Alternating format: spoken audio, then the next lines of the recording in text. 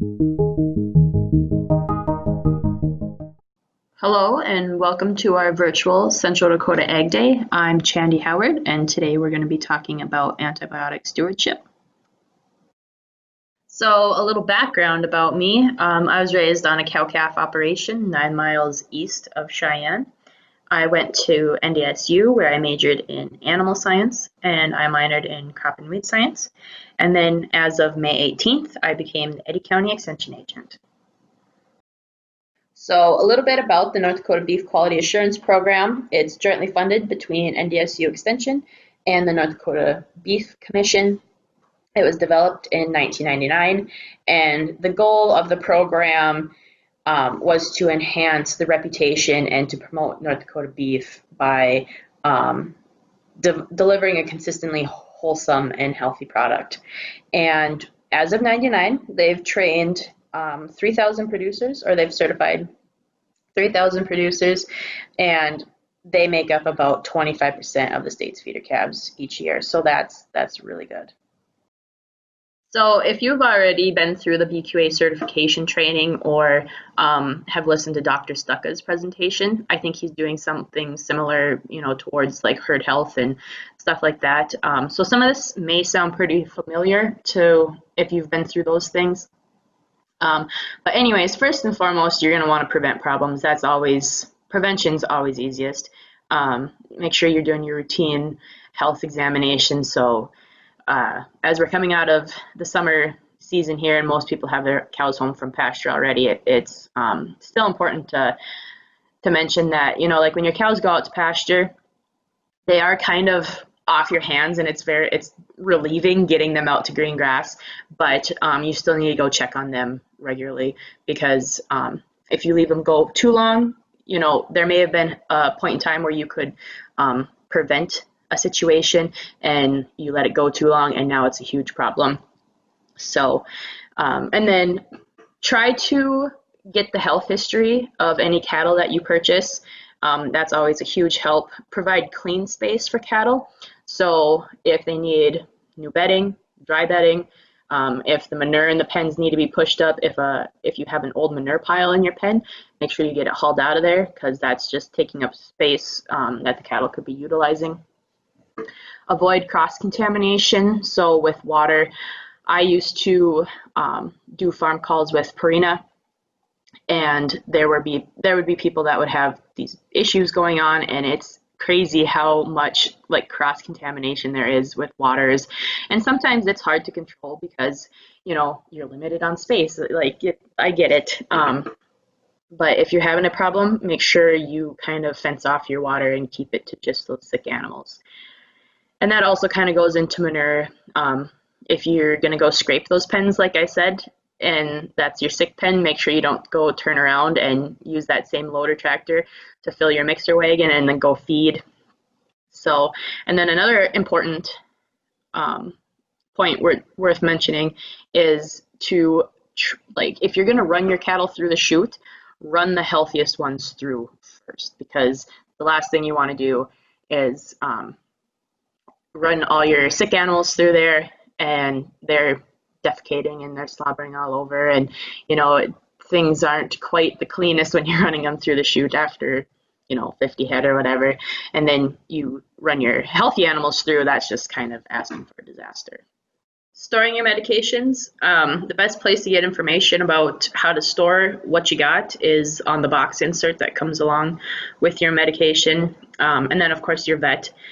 The most biological products should be stored in the refrigerator at temperatures between 35 and 45 degrees. And then remember, killed vaccines are especially susceptible to freezing. That can really alter their makeup and how effective they are. Some options on making your own coolers. And remember, coolers, they can help you in hot temperatures, but also in cooler temperatures. With these styrofoam ones that we got up top here, you can really design them to fit your needs however you want. Just cut or drill holes in the side here. And whether you put holes on the side or in the top is kind of up to you and what you're kind of wanting to accomplish, because we just talked about the freezing of killed vaccines. And so if you've got a killed vaccine and let's say it's December and, you know, it's not very common that temperatures are above freezing in December, but so if you put a heat pack in one of these styrofoams and you got holes in the top, all your heat is going to escape through the top, whereas if you have them in the side, then you'll be able to capture that a little bit more. And then, of course, with like price range and stuff, these styrofoam ones, your medication probably already comes in that, or this vet might have a stockpile of them. You could take one or something, ask them for one. You could modify your own little cooler, maybe that you don't use anymore, like this one down here in the bottom, towards the bottom left side here. And then you can get really fancy and get one of these special made custom ones. So, and they come color coded. On these other coolers, you could use color coding if you want. You could put numbers above them, or put letters, or you could even just, you know, get a piece of tape, write the vaccination on there, slap it on the cooler, call it good, peel it off when you're all done and you're ready to use it next time. Moving on to needle gauges, just keep in mind the viscosity of whatever you're injecting. Like it says here, most vaccines are going to be thin, and then your antibiotics are going to have a thicker sort of consistency. And then the weight of your cattle. And if you're going sub-Q or in the muscle or IV, that all factors into what the best needle gauge is to use. And I've been to several operations where it's kind of a one-size-needle-fits-all sort of situation. And I would say today, if you take away anything, try different needle gauges with different situations, because I try to use 18 gauge needles where it's appropriate and where I can. Because when you have the proper restraint, so like when the cow gets in the chute, put the squeeze on her, the smaller gauges, they're more prone to bending, yes, but they're so small, the cows really don't know what's going on until you are long done giving shots. And so it kind of goes, it can go either way, you know, they're more prone to bending, but I find that they bend just as often as, you know, the 16 gauge needles, but or even less often than them. And then we have these detectable needles that are made of steel, and I've used these before too, and these, let me tell you, they're pretty slick. They claim to be 100% detectable, and they're thicker because they're made of steel, and therefore they're more durable and they stay sharper longer. And they come in this red packaging, so you can easily tell what they are. But we were working cows a few years ago, and the steel vet gave me one of these, and it was a game changer, that's for sure. But you kind of got to be careful with these because you can do a lot of cows and you can forget to change them. But you know, just because it's more durable doesn't mean that you need to change less often or anything like that. But these ones, they make giving shots a breeze. So syringes also are a big factor into the overall picture when giving shots.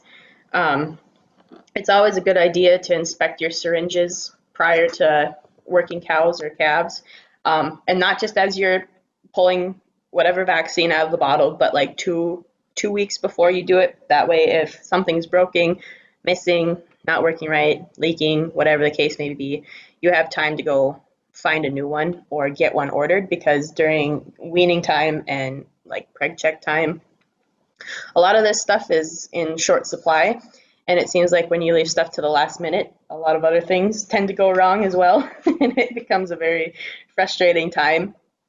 So they don't encourage using detergents or disinfectants when you go to clean these multi-dose syringes. They want you to use a heat sterilization method.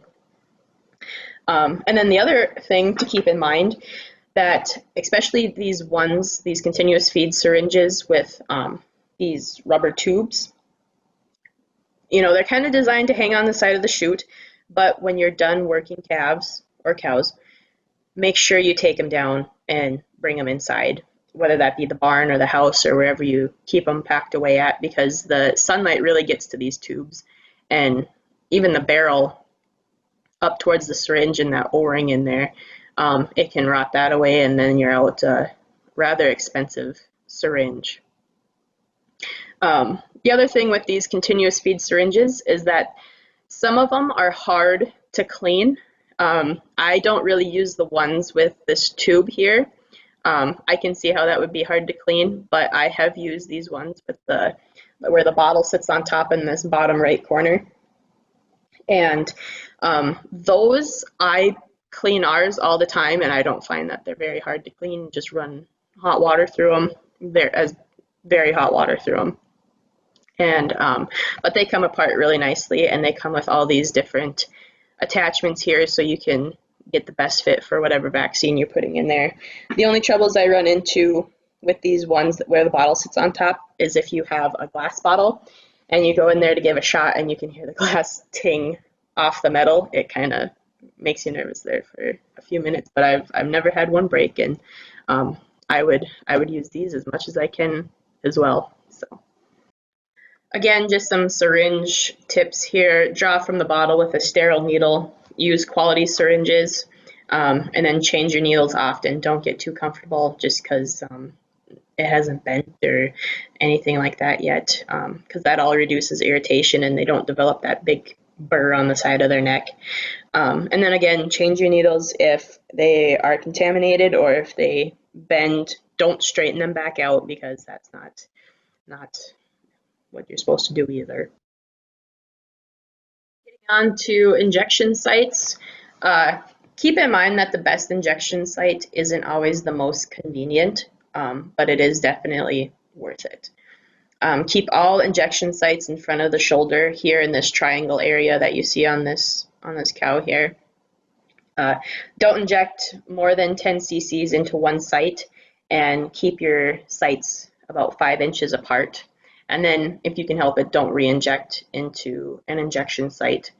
And one thing that I really want to point out here is that cows have 2 sides to their neck, and sometimes in the heat of working cows, we all know how that goes. Sometimes tensions are high, and so there's different injections going into the same side, and they could all be just easily distributed if you utilize both sides of the chute. So once you got your vaccines, needles, syringes, all that good stuff figured out, it's time to write it all down. Record keeping is one of the key elements of beef quality assurance, and it's just a good business practice in general. There's lots of different software programs on the market that they serve both commercial and purebred cattle operations. The one at NDSU is called CHAPS, and there's been a lot of success stories about that. But when all else fails, a pen and paper is a very feasible option, and it's better than not having anything at all. But the records, they help us keep track of all sorts of things like managing a herd health program. You can determine what treatments are being used and their success rates, track the application of the treatments, adjust treatment protocols as you need to. There's withdrawal times on there. You can also manage nutrition programs. You can control your production costs. It also helps with decisions about marketing cattle, and it provides documentation if you were to ever get questioned or inspected by any state or federal agencies. So it's never a bad idea to keep records, no matter if it's in a computer program, maybe it's even your own Excel sheet at home, or if it's pen and paper. So some key things to keep notes on if you're going to do your own record keeping system. One of those would be the treatment date, the ID of the animals or the group, the average weight of the animals or group, what vaccine did you give them, that vaccine's lot or serial number, what date, what's the earliest date the animal could clear withdrawal time, how much did you give them, did you give it to them in the muscle or sub-Q, and then the location of the injection site, which should always be the neck unless you have other directions from your vet, and then the person giving shots. And a lot of that information fits really nice up in the header space of the notebook piece of notebook paper here. And then I typically write down animal ID numbers and weights here in the lines below. So just to wrap up here, the bottom line is just to use good practices to get the most out of your vaccines or antibiotics. I know during this presentation I only touched on some high points. While we were planning this event, we were supposed to keep presentations to 15 minutes. So if you're wanting any more information or details about what I talked about today, this is my contact information, Chandy Howard. Along with Lisa Peterson, who is the NDSU Extension Livestock Specialist. You've probably seen her during BQA certifications, as she's usually in charge of those. She's great to listen to, and she knows her stuff. And then I also included Dr. Jerry Stucca, who's an associate professor of livestock stewardship, and he also has a presentation for Central Dakota Ag Day. Again, he's great to listen to and so full of great information. So with that, I want to thank you for tuning in to our virtual Central Dakota Ag Day, and I hope you check out our other presentations, and I encourage you to join our live panel discussion on December 3rd.